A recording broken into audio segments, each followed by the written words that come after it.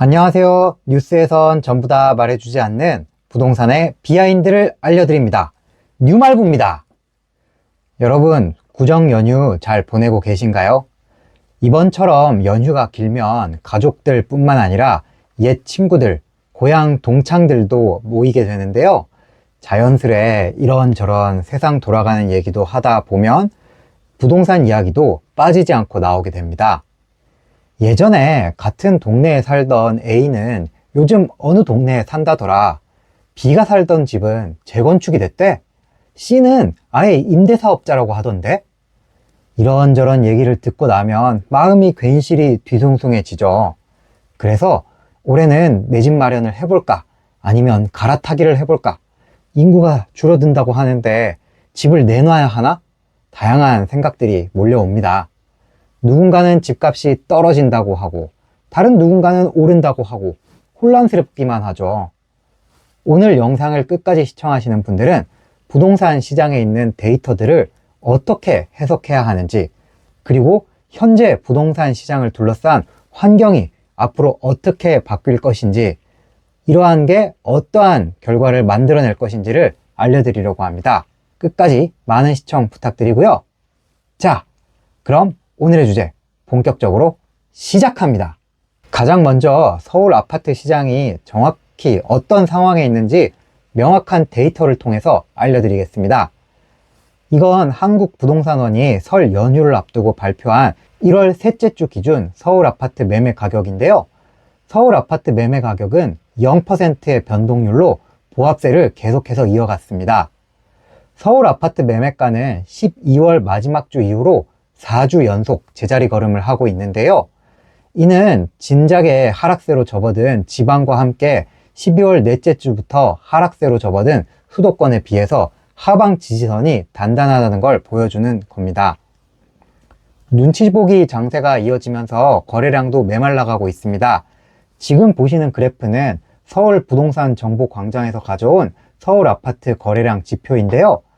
빨간색이 매매, 초록색이 월세, 파란색이 전세를 나타냅니다.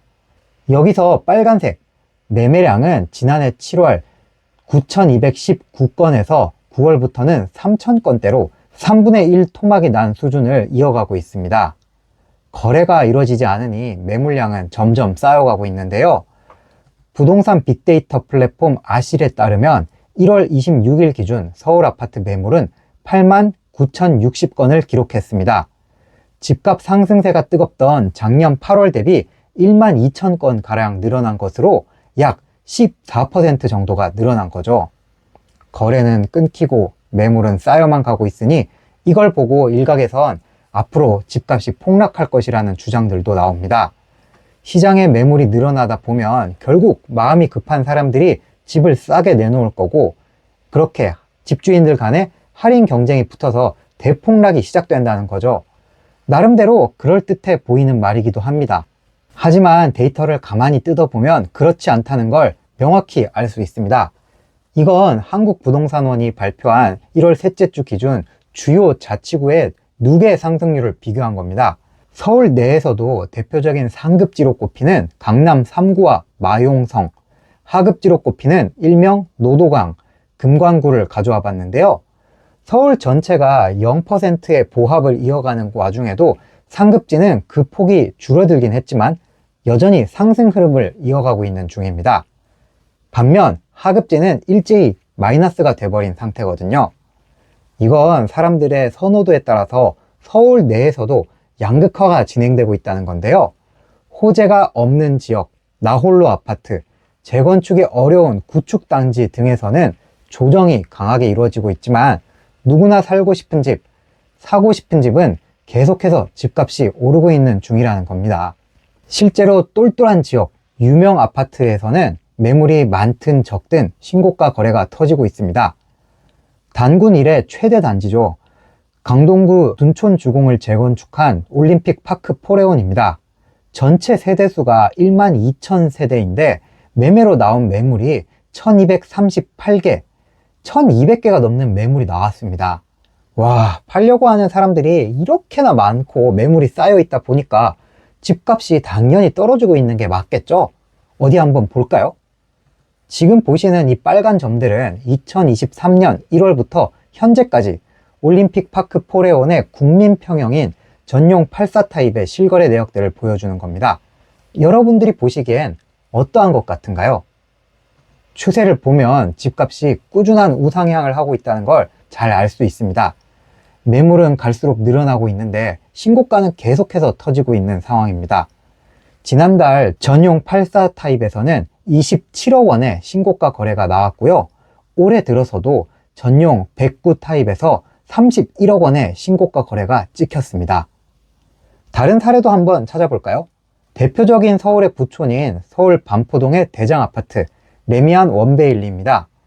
여긴 전체 세대수가 3,000세대 조금 안 되는데 매매로 나온 매물 개수가 1,000개가 넘습니다.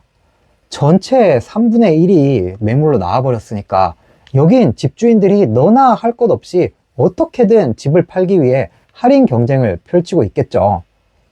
지난달 26일 레미안 원베일리 전용 133 타입 아파트는 106억 원에 거래가 되면서 신고가를 경신했습니다. 평당 가격이 2억 원을 넘어선 건데요. 같은 타입의 직전 거래가는 작년 8월 1일 기록했던 72억 5천만 원으로 5개월 만에 33억 5천만 원이 올라버린 겁니다. 금리, 대출 규제, 거래량, 매물량 등 안 좋게 해석할 수 있는 지표들은 많이 있지만 소위 똘똘한 한 채, 우량 자산으로 분류되는 상급제 선호 아파트 단지는 그 가치가 계속해서 높아지는 중이라는 겁니다. 그럼 서울에 있는 전체 아파트를 놓고 실거래 상황을 살펴보면 과연 어떻게 되고 있을까요? 부동산 정보 어플 호갱노노에서는 실거래가를 기반으로 거래를 분석한 결과를 매일매일 공개해주고 있습니다.